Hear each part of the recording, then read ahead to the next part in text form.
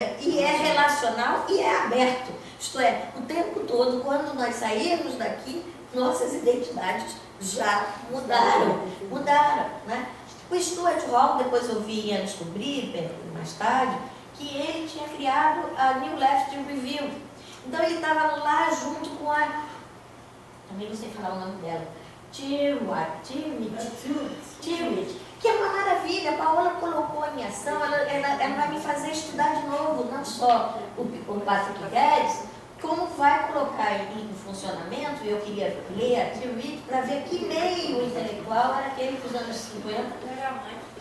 Eu sei onde ela estava amante do livro, mas ela também estava se relacionando com forças de esquerda naquele berço do liberalismo que é a Inglaterra, naquele berço de impérios que é a Inglaterra. Então, o Stuart Hall já tinha nos ajudado a fazer isso. Então, quando eu cobro as cronologias, assim fico falando, e que eu acho que a gente tem que brigar também com esses nossas referências, não é brigar com as referências, a gente tem que pensar com elas. Pensar com elas é pensar com mesmo, plenamente. Né? Então, e essa descolonização também nossa intelectual passa por esse movimento, inclusive, de não, aqui esse ponto precisa ser revisto. Vou estudar, volto e falo.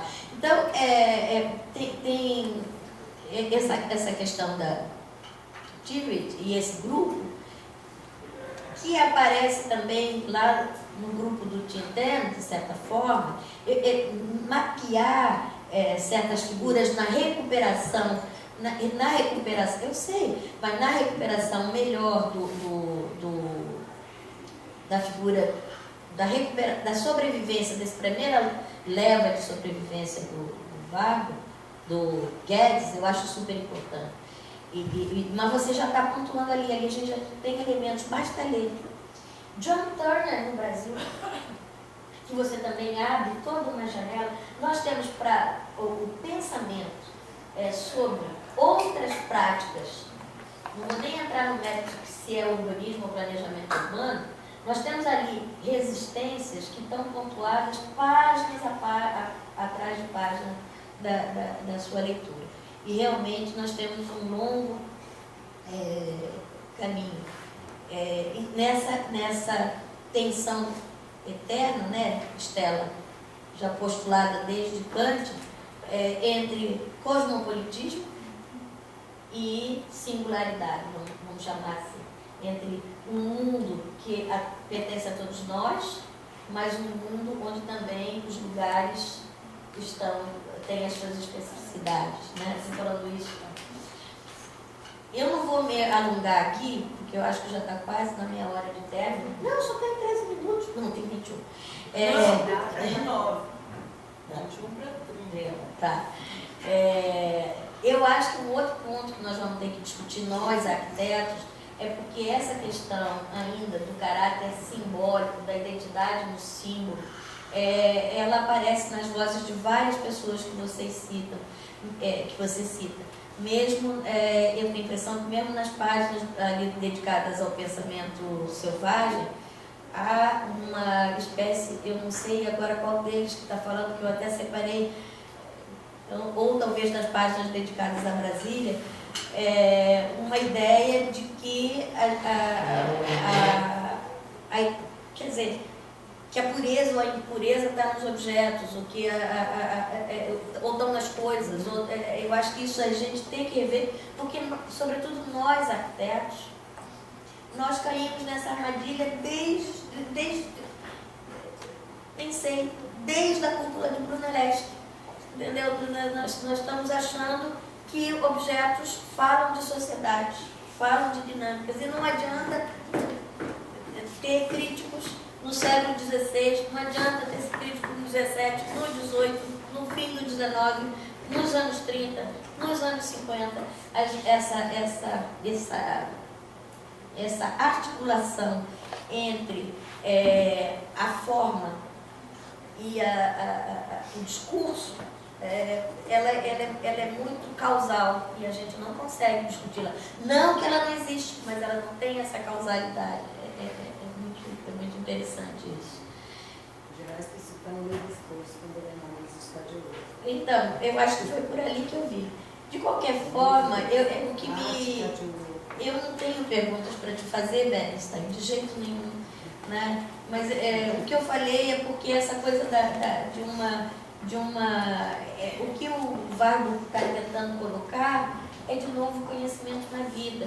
E esse conhecimento dentro da vida, esse conhecimento como a Norma praticou a vida inteira, a ponto da filha dela depois, né, vai levar, vai aprender por Vargo, mas estava aprendendo já em casa, senão não chegaria ali, talvez, não sei, dividindo. Isso foi uma grande luta que vem desde o final do século XVIII, desse meio romântico, e que depois, mas evidentemente entendendo o romântico não dessa forma banal e simplificadora, como a gente entende o movimento romântico, sobretudo o movimento romântico, num primeiro momento, entre o fim do século XVIII e a primeira década do século XIX até 1820, não mais do que isso, porque depois a gente recua intelectualmente. Então, o que ele está tentando, ele foi, me parece, mesmo o Vargo foi fazendo essa escavação e tentando reagir, inclusive, aos seus pares. Eu acho que é importante, por exemplo, pontuar que a discussão sobre o primitivo, a discussão sobre os antigos, ela já vinha vindo desde 1890, Voring e Hegel. É importante dizer, por exemplo, também que o que acontece com o Vargo está brigando diretamente com o Wolfling. Evidentemente, esses autores não são nem lidos aqui, mas a tese da Paola vai ser lida por essas pessoas. Eu estou falando isso porque vai ser lida. Então, Wolfling, o livro vai ser lido.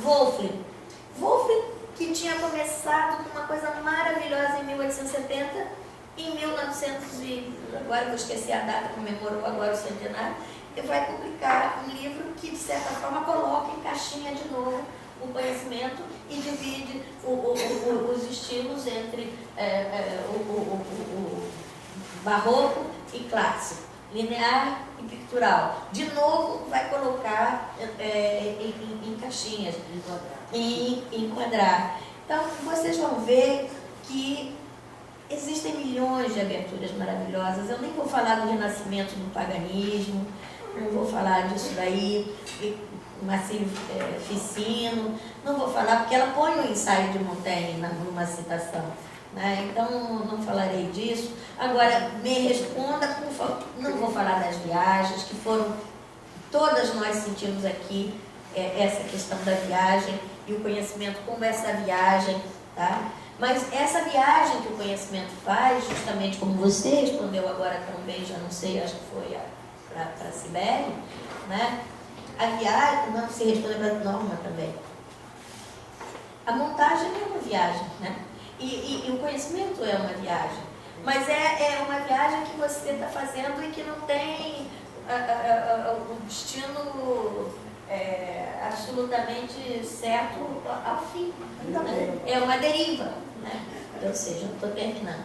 Então, o que acontece? A viagem e esse processo de conhecimento não é um deslocamento, não é um conhecimento através das montagens, né? Não é através.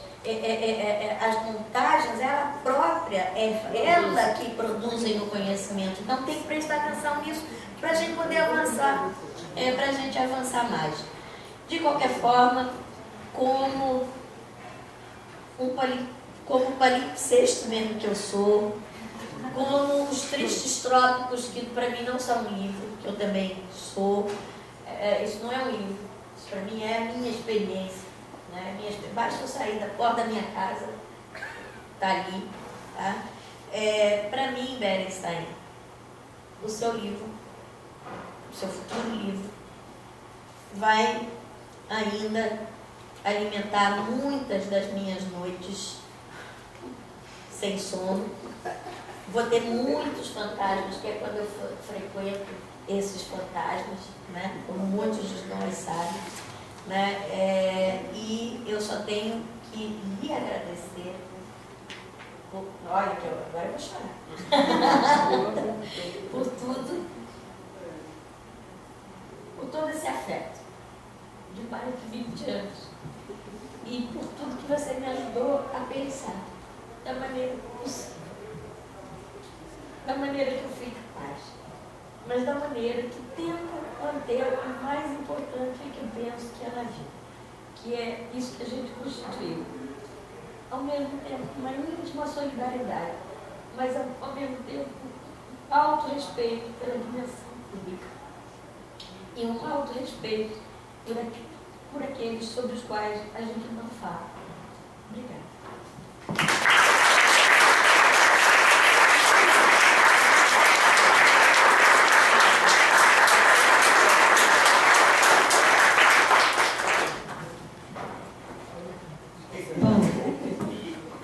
Eu tenho que chorar um pouco. Isso faz parte, eu peço desculpas, eu sou um ser assim. A academia assim, não é assim. Em tese, a minha academia é. Não me escuta. Não nada. Não precisa, não precisa responder. Só sobre a cronologia, se você quiser. Só sobre a cronologia. Mas a gente produz, a Bahia produz uma cronologia maravilhosa. A gente brilha disso, não é pensamento linear, ela tem aqui um quadro. Eu não falei isso, Margot. Então, eu que estava sensível. Bom, pois é, são 20 anos de trabalho junto, assim.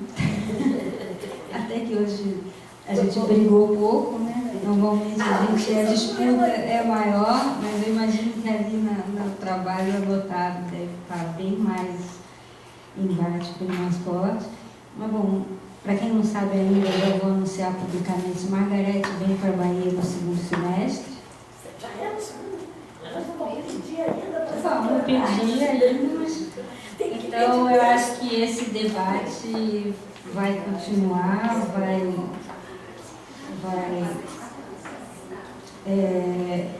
bom, eu tenho algumas coisas assim que eu queria responder bem rápido, bem rapidinho. Essa coisa do um moderno, o outro moderno, ou outra herança de um outro moderno, porque você acha que na revisão a outra tem que sair, se só a montagem de uma herança, é uma tese. Eu fiquei muito com isso na cabeça, tem uma tese, tem que ter esse ar de tese, tem que defender uma posição. Então, eu fiz de propósito, é a mesma coisa das montagens impuras e da palimpsestos contaminados. Eu acho que era para defender uma posição. E muitas vezes, Margar, desculpa, eu estou chamando ela de Margar, mas não tem jeito.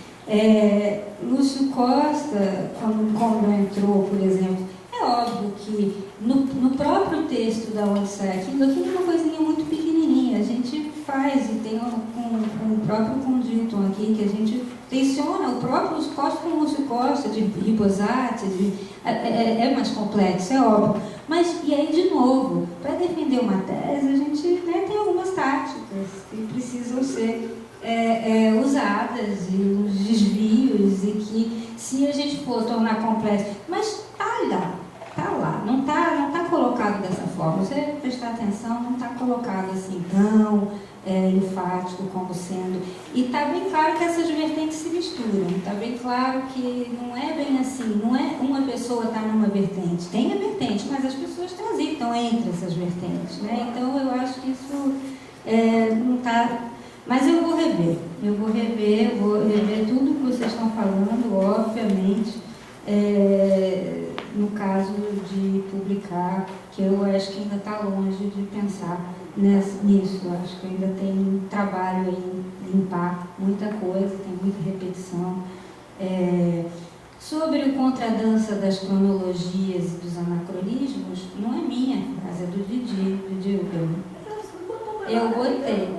Depois ele fala. Aí tem um pedaço que ele fala que tem pertinência, tem outro pedaço que merece maior esclarecimento. É isso que eu estou cobrando, entendeu? É colocar em situação o próprio discurso daqueles que a gente lê. Tá bom. Eu vou botar mais uma nota, mas você viu a quantidade de notas. que tem ali. Né? Adoro, eu sou uma leitora. E a outra coisa a coisa do... Eu conversei com o Mancha na semana passada numa banca e ele também não conseguiu identificar. Eu estava tentando identificar também essa leitura do Guedes aqui, quem foi na exposição e tal. E sobre a questão que você colocou, foi o primeiro que fez, foi o pioneiro e tal, não sou eu que falo isso hora nenhuma. Calma. Mas eu coloco isso de propósito, Margot, porque como pode, vários discursos narrativos colocam essa questão do primeiro, do pioneiro, do blá, e vira fantasma. Era para tensionar mesmo, era de propósito, para tensionar. Óbvio que eu nunca escrever que ninguém é primeiro de coisa nenhuma, você me conhece, não fui eu que disse isso.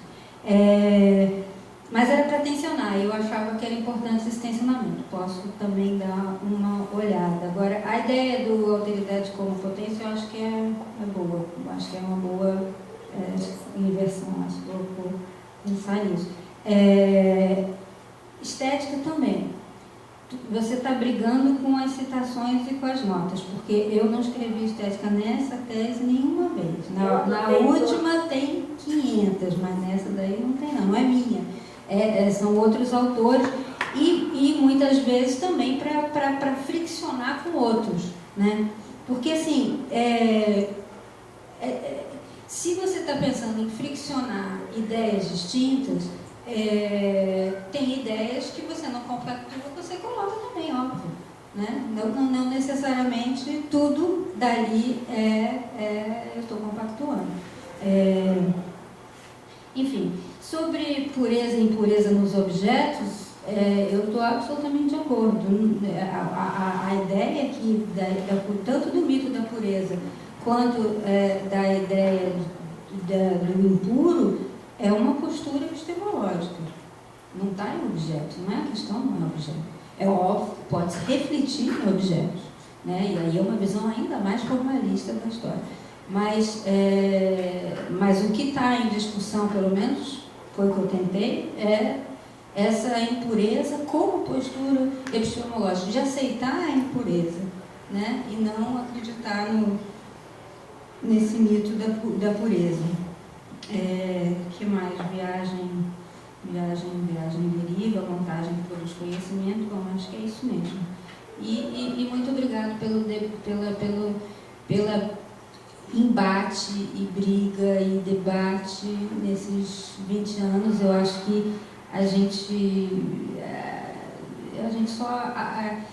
só consegue construir e produzir conhecimento assim. É realmente uma forma que eu acredito de construção de conhecimento, que é pelo embate, pela diferença, pelo dissenso. Eu acho que isso a gente consegue fazer há muito tempo e durante muitos anos, a gente deu aula junto na FRJ durante alguns anos, e durante muitos anos depois eu continuava dando aula com a Margarete sem ela estar aqui. Eu fazia a minha fala e falava, a Margarete aqui falaria isso e aquilo, que era o oposto do que eu estava falando, exatamente para mostrar a diferença.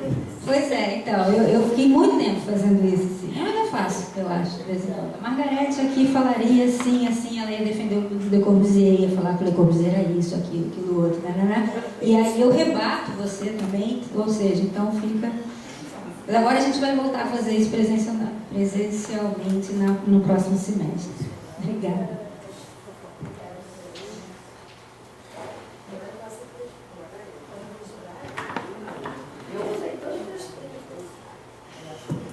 Bom, agora cabe a mim colocar algumas coisas que evidentemente pouco sobra depois de ouvir as 4 professoras que me antecederam.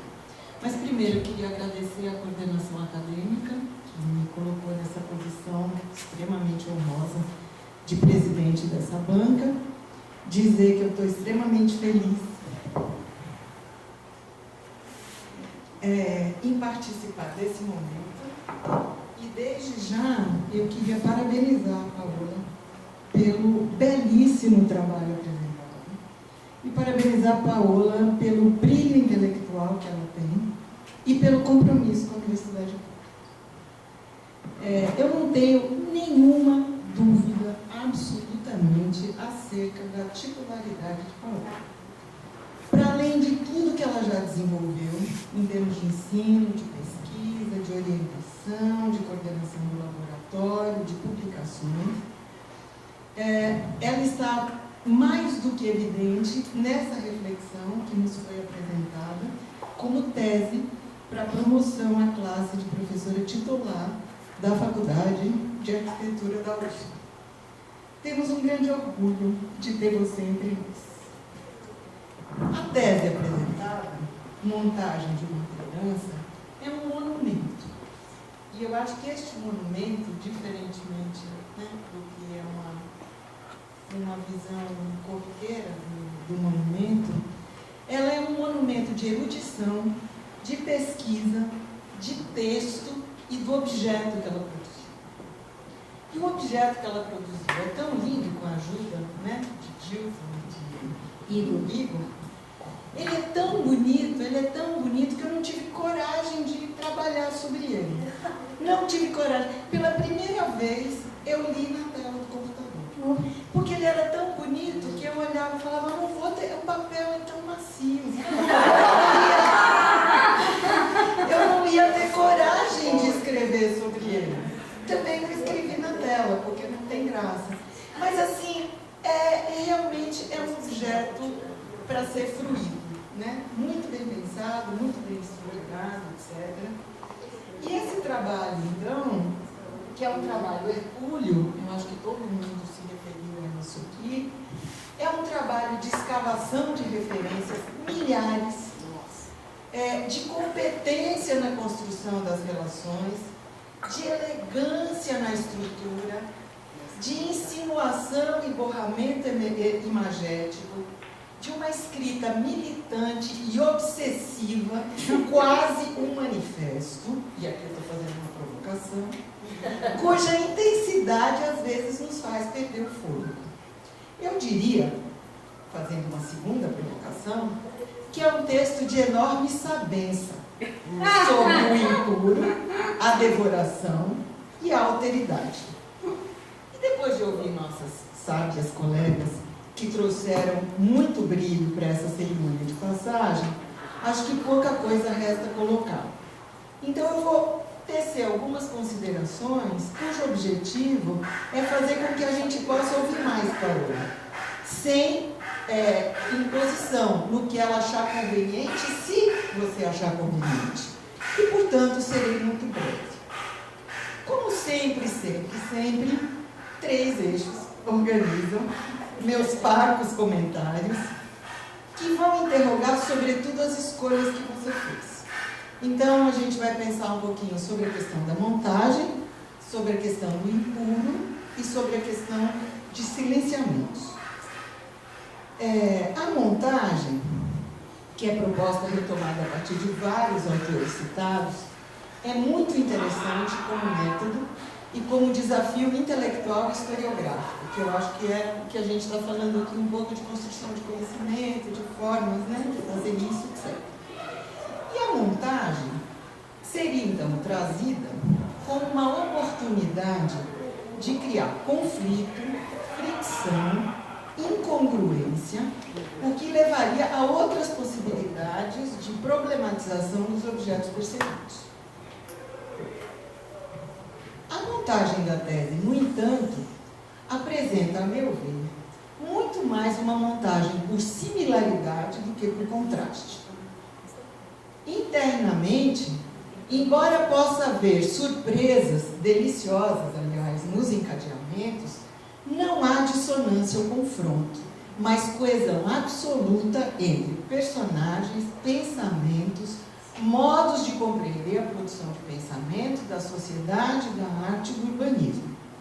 Essa coesão é também temporal, deslocando-se por cerca de quase um século, se tomarmos os principais autores visitados, ou de mais de um século, se considerarmos também aqueles que revisitam esses personagens, como o caso de Didi Huber. A grande fricção vai aparecer como externalidade ao pensamento, ou o modernismo-funcionalismo, talvez mais adequado. Com essa externalidade, se discute indiretamente, né, ao longo de todo o texto, e a gente sente falta de que externalidade é essa. Hoje, na sua apresentação, você já colocou a externalidade no início, né, da apresentação. Exato. Então, com essa externalidade, se discute indiretamente e se milita contra todo o tempo, como uma ameaça velada, que turvaria os horizontes da ação e do conhecimento. Ela se faz presente, né, essa externalidade ameaçadora, apenas no último capítulo. Por outro lado, a noção de intervalo é belamente construída, tanto do ponto de vista textual, quanto do ponto de vista estrutural. Talvez você pudesse falar um pouco sobre isso. A segunda coisa é o impuro, que várias pessoas aqui também já levantaram. A impureza é o grande libelo do trabalho. Impureza entendida como uma das chaves, ao lado da devoração, para a busca incessante da alteridade, angústia decorrente de um mal-estar civilizatório e possibilitada que seria pela experiência primitiva ou selvagem. Não por acaso, essas são palavras que se sequenciam intensamente ao longo do texto, que é de onde eu tiro a ideia do manifesto. Não se trata, no entanto, de descuido ou mera repetição. Ao contrário, é a reafirmação de uma busca incansável pela construção de que dê conta de um caminho para o conhecimento e para a criação.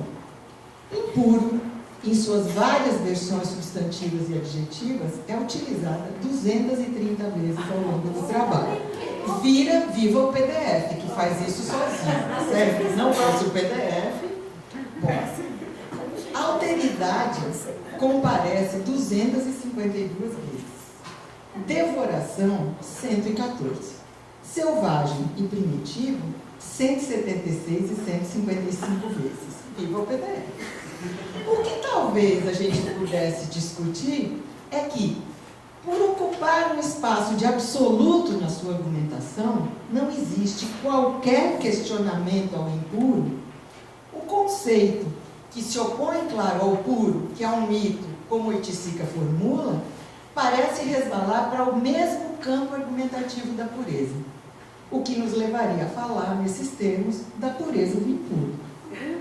Ou seja, os dois participam de um processo de legitimação conceitual que não admite controvérsia. Seria um mito?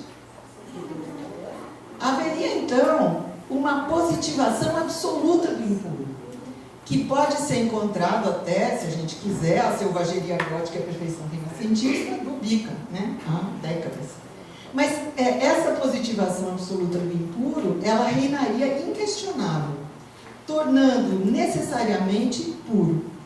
Essa positivação se estende a outros conceitos eleitos, como o de fantasma, como o de selvagem, ambos também inquestionáveis. Só lembrando, o fantasma do nazismo ronda a Europa. A selvageria capitalista ou a barbárie são as possibilidades de destino de nossa sociedade. Então, acho que seria importante complexificar, mais do que já está complexificado, a ideia de que as coisas em si, elas não são nem más, nem virtuosas como princípio. A ideia de fantasma, ela pode ser tão positiva quanto negativa, assim como a ideia do puro ou a ideia do impuro. Isso poderia ser problematizado de outra forma, em outra dimensão, a qual, estou certa disso, você não se propôs a analisar, mas que, em função da nossa conjuntura, emerge como questão, que seria: qual é o limite social do impuro? E isso se coloca num contexto imediato, como o de Mariana e como o de Brumadinho, onde tudo que a gente encontra é impureza, resíduo, resto, como é que se diz? Desprovidos absolutamente da sua dimensão virtuosa, né? Que fazem, talvez, se eu ousar me referir a Foucault, a uma experiência bruta da alma, sem qualquer mediação, né? Então, qual o limite, por exemplo, das errâncias migratórias, dos deslocamentos involuntários? O O bárbaro é o que acredita em barbárie, como diz o Lévi-Strauss, que você repete, ou aquele que pratica a barbárie. Só me interessa o que não é meu, de Oswald, é um lema do capitalismo na sua expansão. Né? Claro que é o capitalismo, interessa o que é seu, mas interessa tudo o que não é seu, porque é um espaço de conquista, né? São fronteiras de expansão. A questão, na verdade, sobre a qual poderíamos conversar, seria a possibilidade de junção das formas e dos atos, da montagem e da política, da transgressão e da sabedoria da posição, como o Didi Huberman fala lá na metade, mais ou menos, do trabalho. E, por fim, Paulo, a questão do silenciamento. Você disse há pouco que uma tese, ela escolhe uma estratégia, aí eu acho que a palavra é estratégia, né? Claro, né? Não é só a tese que escolhe uma estratégia. Qualquer produção intelectual tem uma estratégia do que ela mostra, do que ela esconde, né? Do que ela revela, do que ela articula e do que fica escondido, digamos. Em 3 momentos, eu me perguntei por qual motivo alguns aspectos não teriam sido explorados. Por exemplo, os artigos de Flávio de Carvalho sobre a cidade e as questões urbanas, tratando sobretudo da questão do transporte e do trânsito urbano na sua coluna Casa, Homem, Paisagem.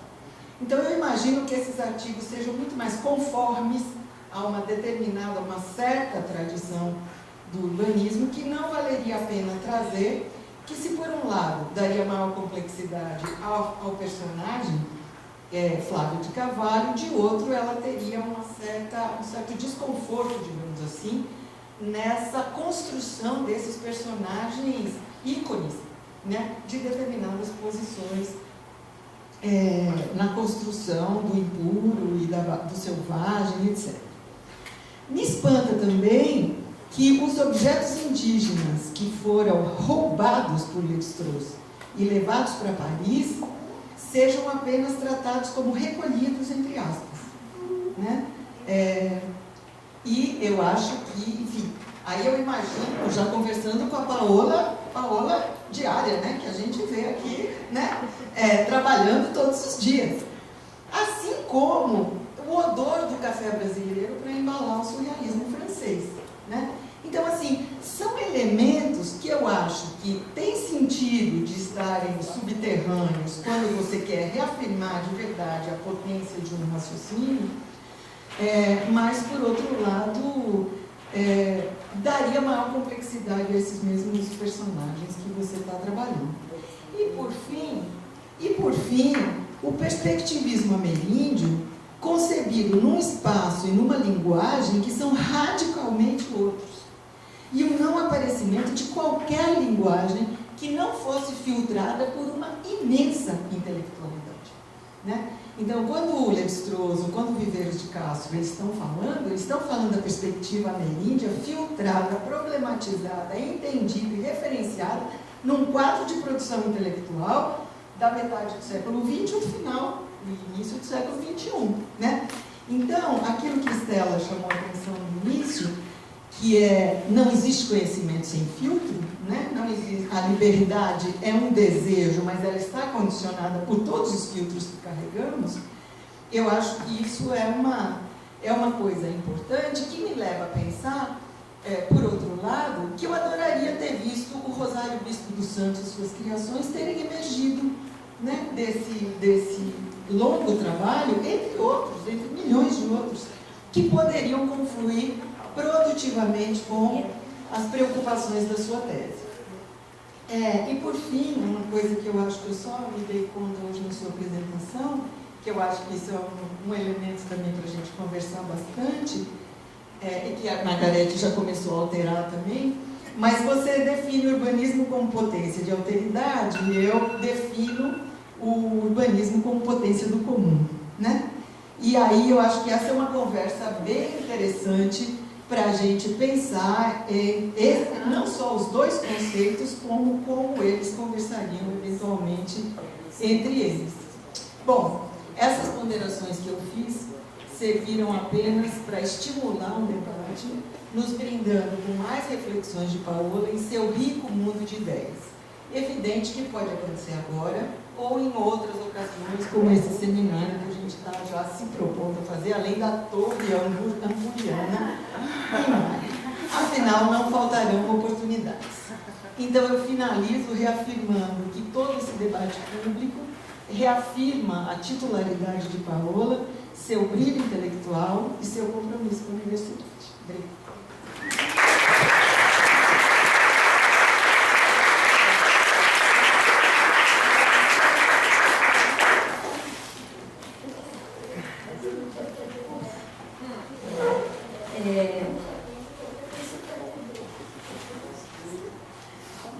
Obrigada, Ana. Eu falei para Igor e dito que não podia ficar tão bonito, não podia ficar puro demais, tudo bem. A gente discutiu muito porque eu não queria que ficasse tão bonito. E Ana não conseguiu nem abiscar. Mas... Agora a culpa é dos outros. Agora a culpa é do outro. Olha essa autoridade. Não, a culpa não é do outro, não. A gente discutiu junto, imagina. É todo feito coletivo, o trabalho é coletivo. Eu só estou discutindo assim com ele. Ana, por favor, risca esse trabalho. A Ana tem que riscar o trabalho para ele ficar impuro, senão... Bom, sobre o quase manifesto, é uma tese, né? Então eu fiquei com essa coisa de que tinha que ter um lado tese a ser defendida, tem que defender uma tese. Então eu acho que, de fato, por alguns momentos é exagerado, mas você sabe também a minha maneira, né, de afirmar algumas ideias, afinal de contas essas outras que eu estou tentando combatê-las são tão fortes e tão em evidência que às vezes a gente tem que, né, pegar esse lado do manifesto para poder minimamente criar a atenção, né, desses fantasmas esquecidos aí que estão sem né, etéreos, né, estão sem... E às vezes é preciso reforçar um pouquinho mais essa posição. Então, acho que mas eu entendo. A Sabença, não, porque a Sabença é fixo. É uma ideia de um conhecimento consolidado e estabelecido, né? Um conhecimento.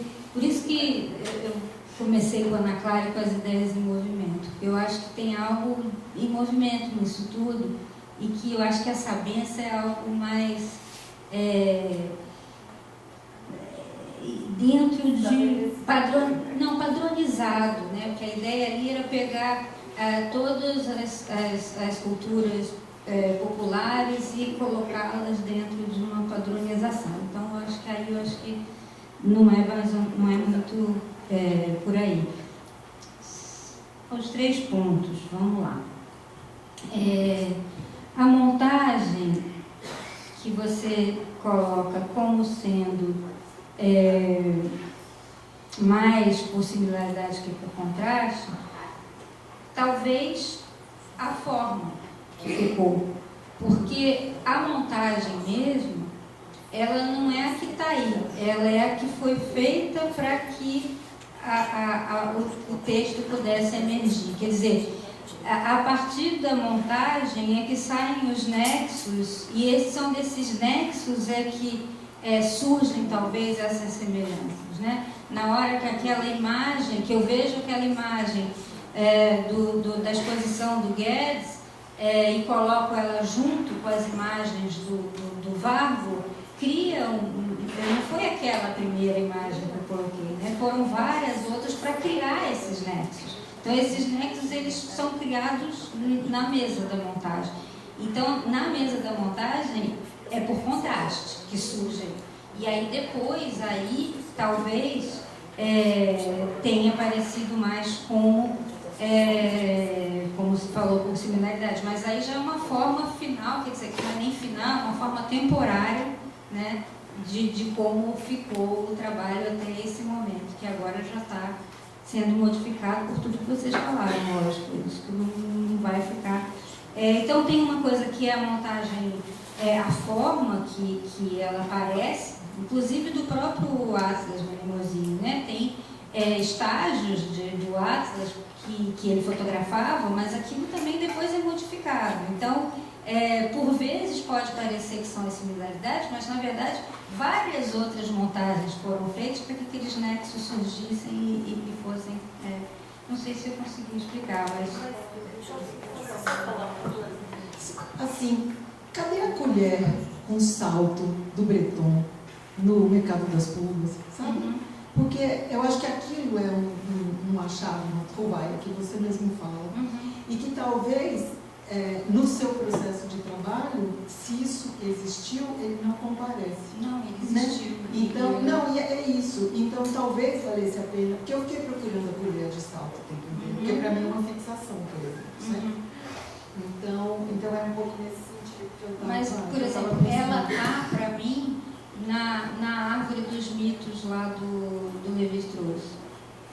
Que para mim é surpreendente a maneira como ele pendurou, cortou os mitos, pendurou num negócio e botou. Para mim está ali, entendeu? Então eu junto essas imagens, que para mim é um choque, porque o Lévi-Strauss, estruturalista, como é que ele faz um negócio como, entendeu?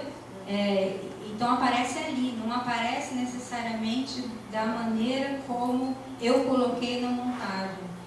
Eu estou falando isso porque é o processo de trabalho mesmo, porque pensar a montagem como forma, aí sim seria mostrar uma forma que mostrasse que é o que acontece com as colagens. Né? As colagens dadaístas e as colagens surrealistas, elas estão o tempo todo mostrando essas diferenças.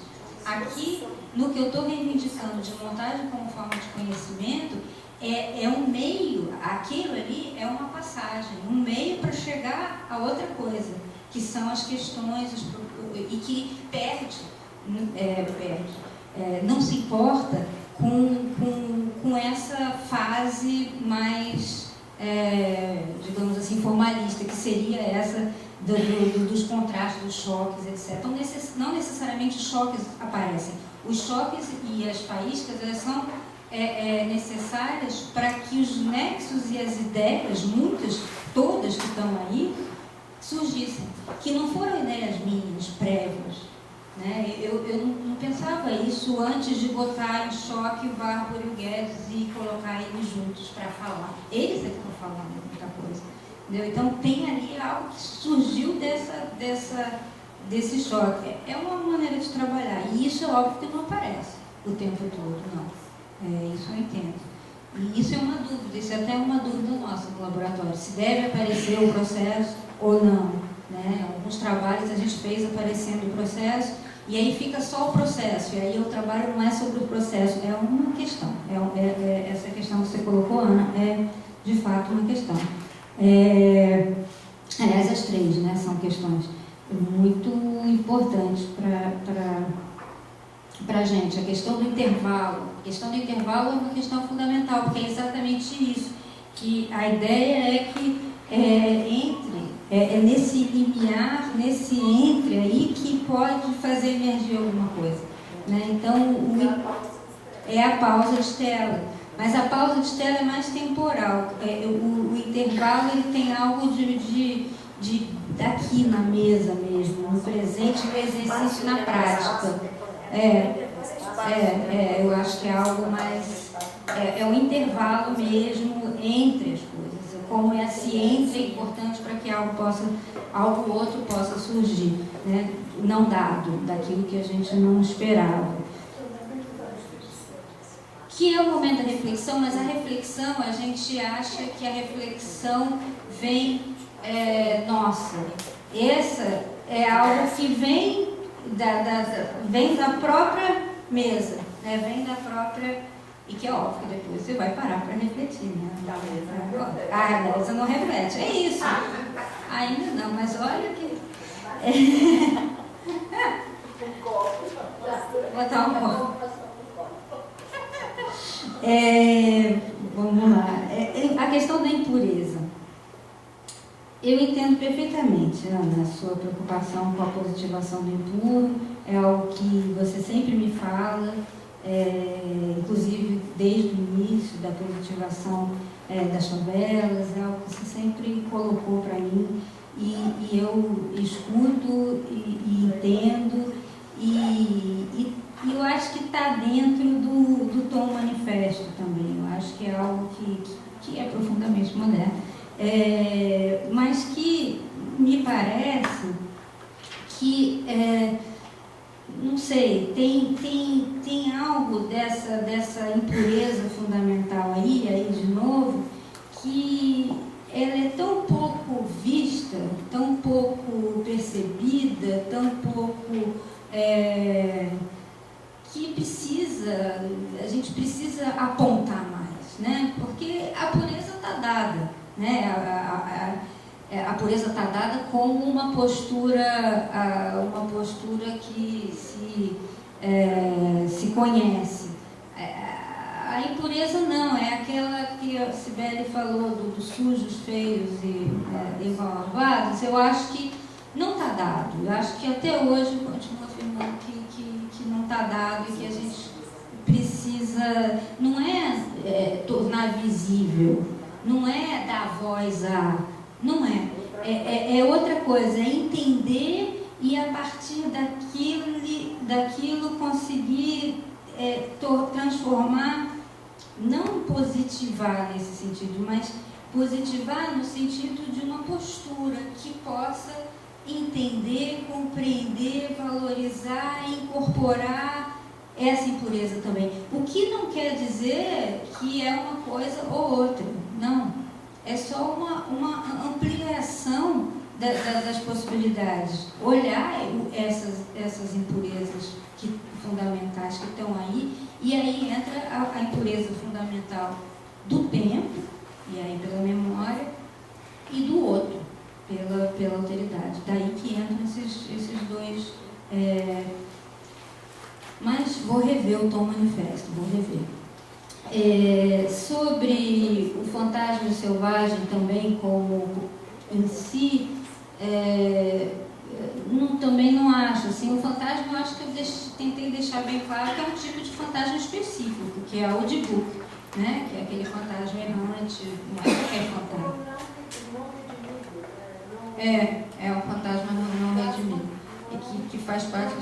Mas são muitos os não redimidos, então todos... Não, porque o Dibuk faz parte de uma tradição judaica, quer dizer, é um fantasma errante que não volta sempre, vai.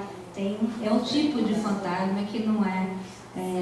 Não tô aqui, como é que fala? Que é agora do Ghostbusters, né? Resolvendo uma catação de fantasma. Não, mas é um tipo de fantasma. E o selvagem, a mesma coisa, né? Porque tem essa passagem do primitivo para o selvagem, que eu acho que é a passagem que para mim, a importância do Lévi-Strauss, essa passagem do primitivo para o selvagem, e que não é aquele bom selvagem, né? Então é um tipo de selvagem muito específico, como ideia e como princípio, e mais ainda, o que está em jogo é o pensamento em estado selvagem, não é o selvagem, não é o pensamento do selvagem, não é o pensamento, o pensamento em estado selvagem. Então, de novo, a partir do selvagem, tentar pensar, entender uma outra epistemologia que possa entender essa noção de selvagem, essa noção de impureza, essa noção de fantasma nesse sentido de grupo. Então, e aí, quando você fala da tragédia da lama impura, e aí é completamente diferente, porque não que não tenha ruína, impureza e resto na lama, mas não tem catação, né? Não tem catação. Não, agora tem catação. Estou falando como? Não é algo que estava lá e você vai buscar. É algo que foi completamente de uma vez só, um tsunami. Vem tudo junto. Agora os bombeiros sim estão fazendo esse trabalho de catação e talvez os bombeiros ali tenham esse papel de catador, de recolhedor, tanto é que o trabalho deles é longo, longuíssimo, né? Então, esse trabalho do bombeiro, sim, entra como um trapeiro, um bombeiro trapeiro. A gente pode pensar nesses bombeiros trapeiros aí que estão tentando resgatar, mas é esse tempo longo, não é a Vale. Não é a Vale invadindo. Enfim. Agora, sobre o só me interessa o que não é meu, do Oswald, na verdade só me interessa o outro, né? Esses vários outros. Não necessariamente nesse sentido, eu entendo o que você está querendo dizer, pode ser lido dessa forma, mas a minha leitura foi só me interessa o outro e não o eu, nesse sentido da identidade, não só da identidade pura, como da individualidade, né, desse eu aí, e esse outro, e essa alteridade, essa potência da alteridade. Era mais ou menos por aí. E esse interesse dele pelo outro é a ponto de devorar o outro, né, de comer o outro. Então, não é um outro também que fica lá e é um outro que fica puro e que fica, né, como o outro, porque no momento de que você devora o outro, tanto o outro quanto você se transformam. Então, não necessariamente no bom sentido, né? Não estou positivando, não, estou colocando. Mas tem a escolha do outro que você devora, que é um pouco o que eu tento colocar. Não é qualquer outro que você come. Eles não comeram o Randstaden. O Randstaden não merecia ser comido, o alemão, porque ele não demonstrava coragem. É o fraco e o covarde. É o que resta, é o que não é comido. O que é comido é o valente para ser incorporado. É o que não merece ser comido. É o que não merece ser comido. Mas resta. Sobrevive. Bom, não sei se depois a gente conversa.